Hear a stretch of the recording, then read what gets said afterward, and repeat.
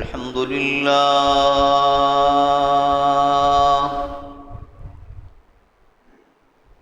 الحمد لله نحمده ونستعينه ونستغفره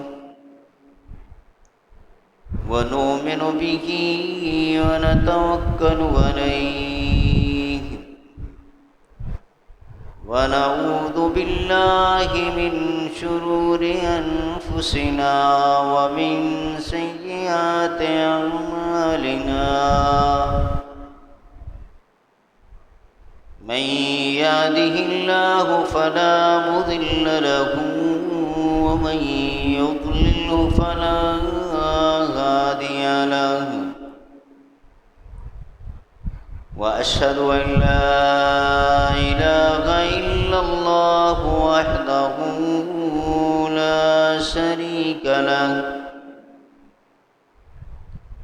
وأشهد أن محمدًا عبده ورسوله أرسله بالحق بشيرًا ونذيرًا وداعيًا إلى الله بإذنه وسراجًا منيرًا. أما بعد فإن خير الحديث كتاب الله وخير الهدي هدي محمد صلى الله عليه وسلم وشر الأمور محدثاتها وكل محدثة بدعة وكل بدعة ضلالة وكل ضلالة في النار. من يطع الله ورسوله فقد رشد واهتدى ومن يعص الله ورسوله فقد ضل وغوى. اللهم صل على محمد وعلى آل محمد كما صليت على إبراهيم وعلى آل إبراهيم إنك حميد مجيد. اللهم بارك على محمد وعلى آل محمد كما باركت على إبراهيم وعلى آل إبراهيم إنك حميد مجيد.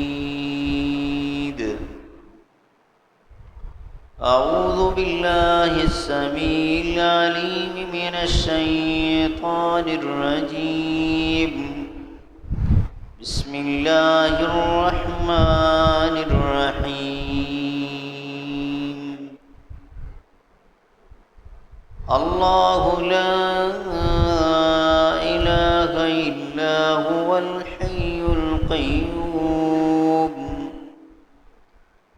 لا تأخذه سنة ولا نوم له ما في السماوات وما في الأرض. من ذا الذي يشفع عنده إلا بإذنه يعلم ما بين أيديهم وما خلفهم ولا يحيطون بشيء من علمه إلا بما شاء وسع كرسيه السماوات والأرض ولا يؤوده حفظهما وهو العلي العظيم.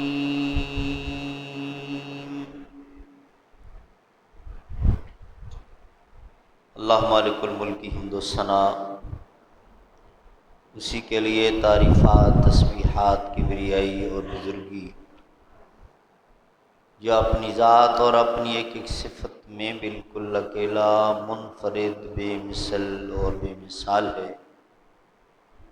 اللہ کی طرف سے، اللہ کے فرشتوں کی طرف سے اور ہم سب مسلمانوں کی طرف سے صلاۃ و سلام خاتم الانبیاء حضرت محمد مصطفیٰ صلی اللہ علیہ وسلم کی ذات اقدس پر، جو اللہ کے آخری نبی اور رسول بن کر مبعوث ہوئے، اپنے مالک کا پسندیدہ دین اسلام اور آخری سچا آسمانی صحیفہ قرآن پاک ہم تلک منن پہنچا کر اس دنیا سے رخصت ہو گئے۔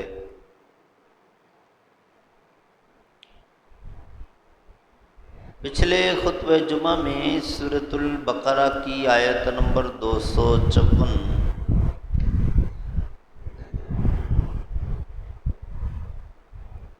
جس کے متعلق یہ مضمون بیان ہوا تھا کہ رب العالمین نے حکم دیا کہ میرے دیے ہوئے مال میں سے اس دنیاوی زندگی میں اللہ کی رضا حاصل کرنے کے لیے رب کے دیے ہوئے مصاریف میں خرچ کرتے رہو۔ یہ خرچ کیا ہوا مال تمہارے کام آئے گا، اور اگر تم نے اس کی پرواہ نہ کی تو وہ دن بہت جلد آنے والا ہے جب تم خرچ کرنا بھی چاہو، پیسہ دینا بھی چاہو تو تم سے لیا نہیں جائے گا۔ تمہارا کوئی دوست تمہاری سپورٹ کے لیے نہیں اٹھے گا، کوئی بندہ اللہ کی اجازت کے بغیر تمہارے حق میں سفارش نہیں کر سکے گا۔ اللہ کی شریعت کا انکار ہو یا رب کی نعمتوں کا کفران نعمت ہو، یہ کرنے والے اللہ کی شریعت میں ظالم قرار دیے جائیں گے۔ اس پر 2 خطبات جمعہ میں ہماری تفصیل سے بات ہوئی تھی۔ اگلی آیت وہ عظیم آیت ہے جس کو ہم سب جانتے ہیں، آیت الکرسی، اور اکثر و بیشتر مسلمانوں کو یاد بھی ہوتی ہے، اپنے بچوں کو بھی یاد کرواتے ہیں۔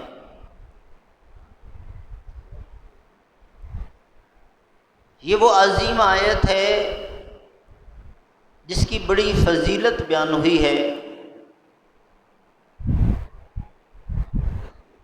ہم عام طور پہ اپنا فائدہ ہی دیکھ رہے ہوتے ہیں، اور فائدہ بھی مادی اور دنیاوی فائدہ، تو چلے پہلے اسی پر بات کر لیتے ہیں،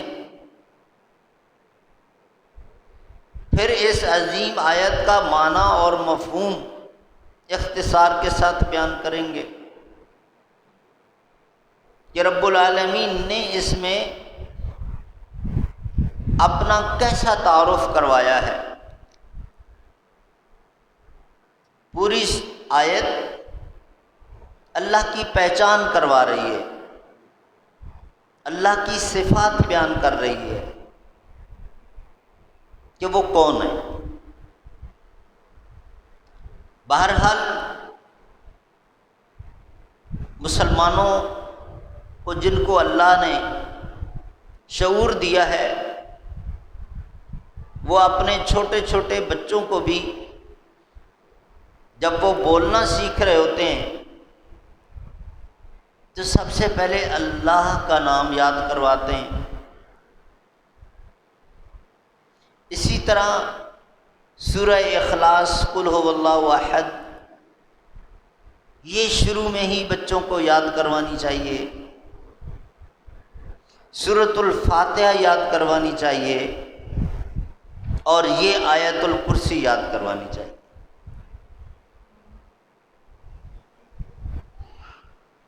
پیارے نبی صلی اللہ علیہ وسلم کی متعدد احادیث ہیں جن میں آپ صلی اللہ علیہ وسلم نے ترغیب دلائی کہ آپ رات کو سوتے وقت جہاں باقی آداب سکھائے ہیں کہ آپ وضو کر کے سوئیں، دائیں کروٹ کے بل سوئیں، اور جو دعائیں سکھائیں اللہم بسمک اموت واحیا، سورہ بقرہ کی آخری دو آیات آمن الرسول بما انزل الیہ من ربہ والمؤمنون، اسی طرح سورہ اخلاص 3 مرتبہ، وہاں پر آپ صلی اللہ علیہ وسلم نے آیت الکرسی پڑھنے کا بھی حکم دیا کہ آیت الکرسی پڑھ کر سویا کریں۔ ویسے سوتے وقت سورہ ملک کی بھی فضیلت بیان ہوئی کہ سورہ ملک پڑھ کر سویا کریں، تبارک الذی بیدہ الملک، 29واں پارہ۔ اسی طرح ہر فرض نماز کے بعد آیت الکرسی پڑھنے کی فضیلت، بعض روایات میں یہ بھی ہے کہ پیارے نبی نے وعدہ دے دیا کہ جو اس کی پابندی کرے گا اپنی 5 کی 5 نمازوں کے بعد لگاتار یہ آیت الکرسی پڑھے گا، قیامت والے دن اس کو میری سفارش ملے گی۔ کتنی بڑی عظیم فضیلت۔ رات کو سوتے وقت اگر پڑھ کے سوتا ہے تو جن، شیطان اور ان چیزوں سے محفوظ،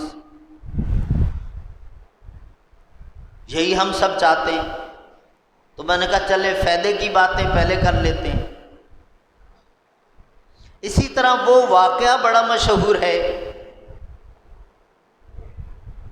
کہ نبی کریم صلی اللہ علیہ وسلم نے حضرت ابو ہریرہ رضی اللہ تعالی عنہ کو بیت المال کا کچھ سامان آیا ہوا تھا مسجد نبوی میں، اور اصحاب صفہ، یہ چند صحابہ کرام جو 24 گھنٹے مسجد نبوی میں ہی رہتے تھے، رسول اللہ صلی اللہ علیہ وسلم کی صحبت میں اور آپ سے دین سیکھنے کے لیے اپنے کام کاج بھی چھوڑ دیتے تھے، سارا وقت وہاں گزارتے تھے۔ حضرت ابو ہریرہ کو ان کا امیر مقرر کر دیا گیا تھا، اور بیت المال کا وہ جو سامان آیا ہوا تھا اس کی حفاظت کی ذمہ داری بھی دے دی۔ چنانچہ ابو ہریرہ پہرا دے رہے ہیں، ایک بندہ آیا، سامان کچھ اٹھا ہی رہا تھا کہ حضرت ابو ہریرہ نے اس کو پکڑ لیا۔ اس نے منت سماجت کی کہ آئندہ ایسی غلطی نہیں کروں گا، حضرت ابو ہریرہ نے چھوڑ دیا۔ اگلی رات دوبارہ آ گیا، حضرت ابو ہریرہ نے اب ذرا پہلے سے زیادہ سختی کی کہ کل میں نے چھوڑ دیا تھا اس لیے تم دوبارہ آ گئے۔ اب اس نے پہلے سے زیادہ منت سماجت کی، وعدے کرنے لگ گیا، تو حضرت ابو ہریرہ نے اب بھی چھوڑ دیا۔ اگلی رات تیسری مرتبہ گیا، حضرت ابو ہریرہ رضی اللہ تعالی عنہ نے پکڑ بھی لیا اور ساتھ عزم کر لیا کہ آج نہیں چھوڑوں گا، اور اس کو کہا کہ تم نے 2 دن مجھے پریشان کیا، جھوٹی منتیں اور جھوٹے وعدے کر کے، آج پھر آ گیا، اب میں تجھے نہیں چھوڑوں گا۔ اب اس نے جب دیکھا کہ ابو ہریرہ تو اب تشدد کرے گا اور بالکل نہیں چھوڑے گا، کہنے لگا کہ میرے پاس ایک نسخہ ہے، وہ اور بڑا قیمتی نسخہ ہے،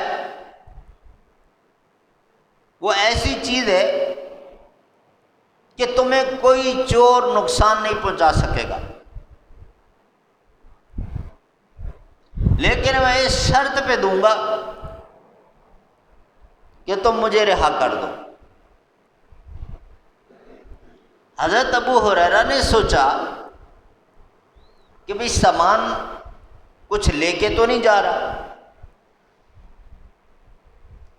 اور بدلے میں مجھے اتنا بڑا کوئی قیمتی نسخہ بتانے جا رہا ہے کہ آئندہ مجھے کوئی چور ڈکیت نقصان نہیں پہنچا سکے گا، تو یہ سودا کر لینے میں، بارگیننگ کر لینے میں فائدہ ہی ہے، لہذا اس کی بات سن لینی چاہیے اور اس شرط پر اس کو رہا کر دینا چاہیے۔ ہاں بھائی بتاؤ وہ کیا نسخہ ہے؟ کہا وعدہ کرو کہ پھر چھوڑ دو گے؟ کہا بالکل چھوڑ دوں گا۔ تو اس نے جواب میں کہا کہ یہ آیت الکرسی، اپنے سامان پر پڑھ لیا کرو، کوئی چور تمہیں نقصان نہیں پہنچائے گا۔ حضرت ابو ہریرہ خوش ہو گئے کہ یہ تو بیت المال کی حفاظت کے لیے ایک اور اچھا ہتھیار مل گیا، اس کو چھوڑ دیا۔ صبح و فجر کی نماز میں رسول کریم صلی اللہ علیہ وسلم نے پوچھا ابو ہریرہ وہ تمہارے مہمان کا کیا بنا جو رات کو تمہارے پاس آتا؟ کچھ محدثین کرام نے دوسرے الفاظ بھی ذکر کیے کہ حضرت ابو ہریرہ نے واقعہ بیان کیا کہ 3 دن سے ایک بندہ آ رہا تھا اور اب جاتے ہوئے مجھے یہ چیز بتا کے گیا ہے، اور صحابہ کرام کا یہ معمول تھا، وہ کوئی بھی کام رسول اللہ صلی اللہ علیہ وسلم سے اجازت لیے بغیر، تصدیق کیے بغیر اپنی مرضی سے نہیں کیا کرتے تھے۔ اس معاملے میں وہ بڑے سٹرکٹ تھے،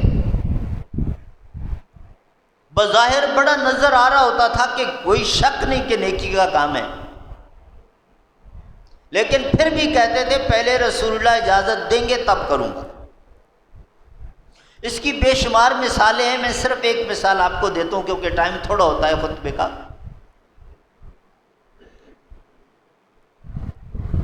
صلح حدیبیہ جب ہونے جا رہی تھی، حضرت عثمان رضی اللہ تعالی عنہ کو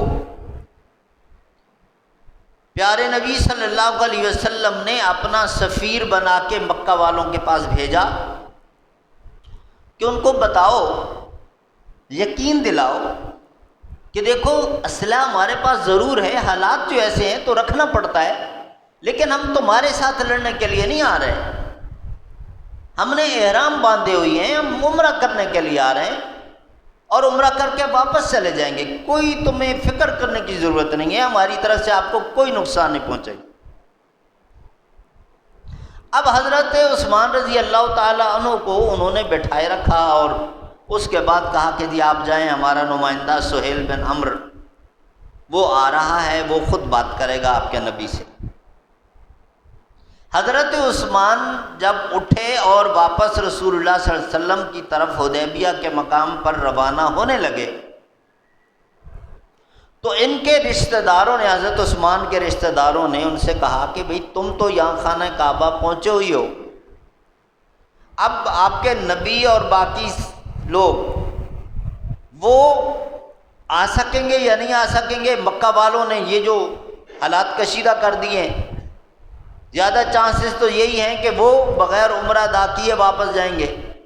تم یہاں آئے ہوئے ہو، ہماری ضمانت میں ہو، تمہیں کوئی نہیں روک سکتا، تم خانہ کعبہ کا طواف کر لو، مقام ابراہیم پر 2 رکعتیں پڑھ لو، تم تو یہ سعادت حاصل کر لو، خانہ کعبہ پہنچے ہوئی ہو، خانہ کعبہ کے پاس بیٹھے ہو۔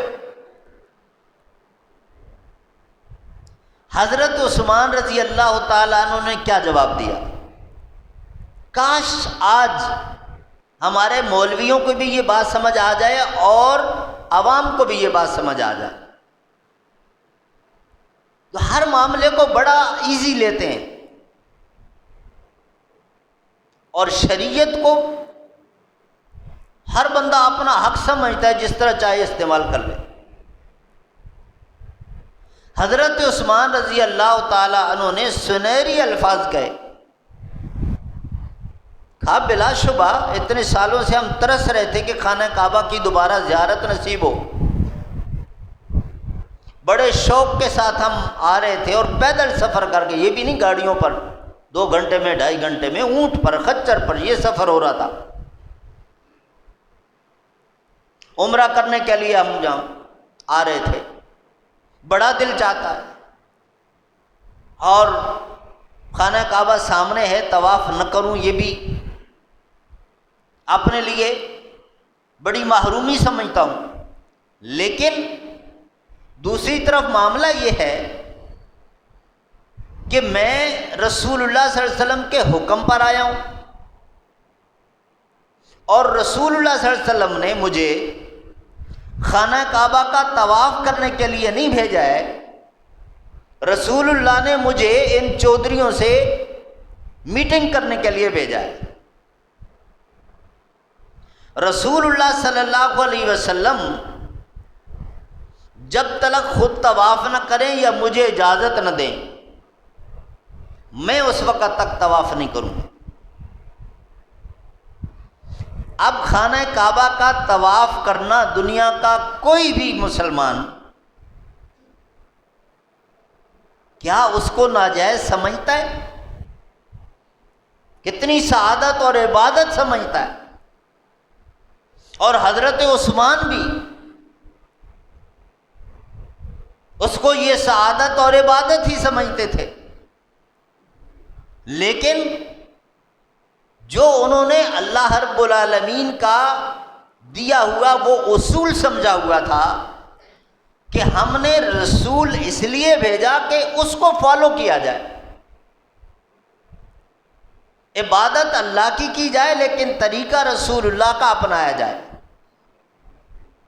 تو اب رسول صلی اللہ علیہ وسلم وہ یہ کام کریں گے تو میں بھی کروں گا، یا مجھے اجازت دیں گے تب کروں گا، ورنہ ایسا نہ ہو کہ معاملہ الٹ ہو جائے بجائے ثواب کے۔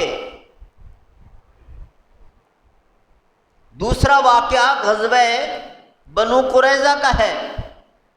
حضرت عبداللہ ابن رواحہ بڑے جلیل القدر صحابی تھے۔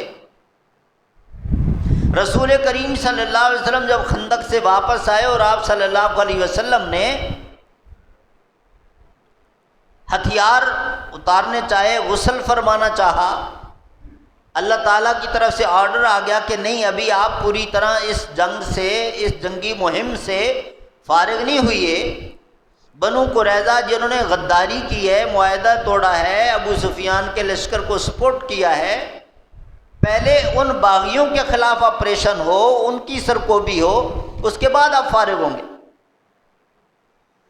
تو رسول اللہ صلی اللہ علیہ وسلم نے ارشاد فرما دیا تھا لا یصلین احدکم الا فی بنی قریظہ، سارے یہاں سے نکلو، مسجد نبوی میں نماز نہیں پڑھو گے، بنو قریظہ کے قلعے کے پاس جا کر نماز پڑھو گے۔ اور آپ صلی اللہ علیہ وسلم خود مسجد نبوی میں جو باقی لوگ تھے جو اس مہم میں شامل نہیں تھے ان کے لیے امامت کروا کے جانے کا ارادہ رکھتے تھے۔ رسول اللہ صلی اللہ علیہ وسلم نے عصر کی نماز پڑھائی، سلام پھیرا، تو اب جن لوگوں نے وہاں بنو قریظہ کی سرکوبی کے لیے جانا تھا، ان باغیوں کو کچلنے کے لیے، ان میں سے حضرت عبداللہ بن رواحہ بیٹھے ہوئے۔ تو آپ صلی اللہ علیہ وسلم نے فرمایا عبداللہ میں نے کہا تھا کہ نماز وہاں پڑھنی ہے، آپ گئے نہیں؟ کہ اللہ کے رسول گھوڑا میرا بالکل تیار کھڑا ہے، باہر جانا ہے، بالکل جا رہا ہوں اللہ کے رسول۔ اب نے فرمایا پہلے کیوں نہیں گئے؟ کہنے لگے جی میں نے سوچا کہ وہاں سیر سپاٹے کے لیے تو جا نہیں رہے، جنگی ہے، پتہ نہیں زندگی وفا کرے یا نہ کرے، یہ آخری نماز ہو تو مسجد نبوی میں پڑھ لوں اور رسول اللہ کی امامت میں پڑھ لوں۔ گھوڑا میرا تیز رفتار ہے، میں مسجد نبوی میں نماز پڑھ کے بھی فوراً بھاگ کے نکل جاؤں گا اور اپنے ساتھیوں کے ساتھ بنو قریظہ وہاں پہنچ جاؤں گا، مل جاؤں گا۔ تو مسجد نبوی میں رسول اللہ کے پیچھے نماز پڑھنے کا ثواب بھی مجھے مل جائے گا اور اس غزوے میں شرکت کا ثواب بھی مل جائے گا، دو ثواب سمیٹ لوں گا۔ اب یہ جو لوگ کہتے ہیں نا کہ جتنا گڑ ڈالو گے اتنا میٹھا ہوگا، رکوع ہی تو کیا ہے، سجدہ ہی تو کیا ہے، قرآن ہی تو پڑھا ہے، غلط کیا کیا ہے؟ جو مختلف رسمیں ہم نے بنائی ہوئی ہیں نا، تو ان کے لیے سبق ہے۔ پیارے نبی نے جواب دیا عبداللہ جب میں نے کہا تھا لا یصلین احدکم، یہاں نماز نہیں پڑھنی ہے، مسجد نبوی ہے، صحیح حدیث کے مطابق 1000 نماز سے زیادہ کا ثواب ہے، اور پھر اگر رسول اللہ امام ہو تو اس نماز کا پھر کیا ہی کہنا، اس کے لیے تو کوئی آپ کے پاس فگر ہی نہیں ہے۔ تم اب یہاں میرے پیچھے نماز پڑھ کے اس لشکر میں شامل بھی ہو جاؤ، جو ثواب ان صحابہ کو ملے گا جنہوں نے مسجد نبوی میں رسول اللہ کے پیچھے نماز نہیں پڑھی، آرڈر سنتے ہی یہاں سے چلے گئے اور وہاں پڑھی نماز، جو ثواب ان کو ملے گا تمہیں نہیں مل سکتا۔ اب بتائیے، یہ ہے اصول شریعت کا، جو اکثر و بیشتر میں آپ کو مثال دیتا ہوں۔ ابھی جمعے کی نماز ہم 2 رکعت فرض پڑھیں گے، آج چھٹی ہے، گورنمنٹ نے چھٹی دی ہوئی ہے، سارے گھر پر ہیں۔ اگر ایک بندہ یہ کہے کہ فرصت ہے، اللہ نے صحت بھی دی ہے، 2 فرض کیوں 4 پڑھیں، 2 قیام زیادہ ہو جائیں گے، 2 رکوع زیادہ ہو جائیں گے، 4 سجدے زیادہ ہو جائیں گے، وہی بات جتنا گڑ ڈالو گے اتنا میٹھا، زیادہ ثواب ملے گا۔ یہ لاجک نہیں چلے گی۔ رسول اللہ نے 2 فرض پڑھائے، 2 ہی پڑھیں، بائی مسٹیک، غلطی سے بھی اگر کمی بیشی ہو جائے، سارے مکاتب فکر، کوئی شیعہ سنی کا بھی فرق نہیں ہے، سجدہ سہو کرنا پڑتا ہے، سجدہ سہو واجب ہوتا ہے۔ رسول اللہ نے جو ترتیب بتائی تھی وہ ترتیب آگے پیچھے ہو گئی یا رکعتوں میں کمی بیشی ہو گئی، سجدہ سہو کرنا پڑتا ہے۔ میرے بھائیوں، رسالت پر ایمان کا مطلب ہی نہیں سمجھا آپ نے۔ رسول مانا ہے ہمارا استاد، ہمارا معلم، ہمارا مفتی، ہمارا ہادی، ہمارا مرشد، یہ سارے القاب یہ نبی کے ہاتھ میں، یہ سارے اختیارات ان کے پاس ہے۔ میں اپنے مولوی صاحب کا احترام کروں گا، اپنے استاد کا احترام کروں گا، اپنے ہر بڑے کا احترام کروں گا، صحابی کا بھی احترام کروں گا، صحابی کے خلاف کسی کا بکواس بھی نہیں سنوں گا، صحابہ کا دفاع کروں گا، لیکن شریعت کا معاملہ آئے گا تو میں بات صحابی کی بھی نہیں مانوں گا، رسول اللہ کی مانوں گا۔ رسول بڑا ہے، رسول کو اللہ نے یہ مقام دیا ہے، ان کا میں پابند ہوں۔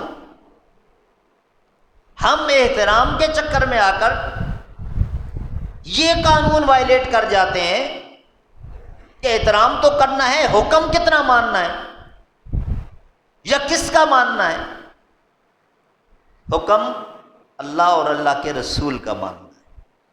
بڑے سے بڑا بندہ ان کے ساتھ ان کی بات میچ کر رہی ہے سر آنکھوں پر، نہیں کر رہی اس کا احترام کریں گے، عقیدت کریں گے، محبت کریں گے، ساری باتیں ہوں گی، لیکن اس کی بات کو، اس کے فتوے کو، اس کے قول کو شریعت نہیں بنائیں گے، شریعت نہیں سمجھیں گے۔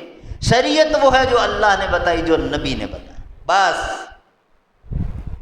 تو بہرحال بات یہ ہو رہی تھی کہ حضرت ابو ہریرہ نے پوچھا اللہ کے رسول سے کہ یہ وہ مجھے بتا گئے، اب آپ فرمائیں کیا میں ایسا کر لیا کروں، آیت الکرسی پڑھ لیا کروں؟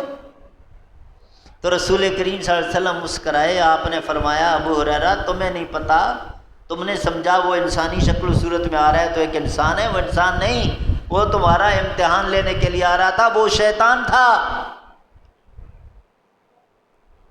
لیکن اس نے جو بات کی ہے نا، جو تمہیں اس نے نسخہ بتایا ہے آیت الکرسی پڑھنے کا، وہ اس نے صحیح بتایا ہے، میں نے اپنے ساتھیوں کو سب کو بتایا ہوا ہے، تمہیں نہیں معلوم تھا، اب تمہیں پتہ چل گیا۔ کہا اللہ کے رسول آپ فرمائیں، تو آپ نے فرمایا ہاں میں نے یہ بتایا ہوا ہے سب کو، چلو آج تمہیں بھی پتہ چل گیا۔ تو اب اس نے بھی سنی ہوئی تھی بات، اس نے آگے وہ کر کے اپنی جان چھڑائی۔ اور ایک بات یہاں سمجھ لیجیے، کنفیوز ہونے کی ضرورت نہیں ہے، اس طرح کی باتیں بعض لوگ کرتے ہیں اور اوٹ پٹانگ پھر بال کی کھال اتارنے لگتے ہیں۔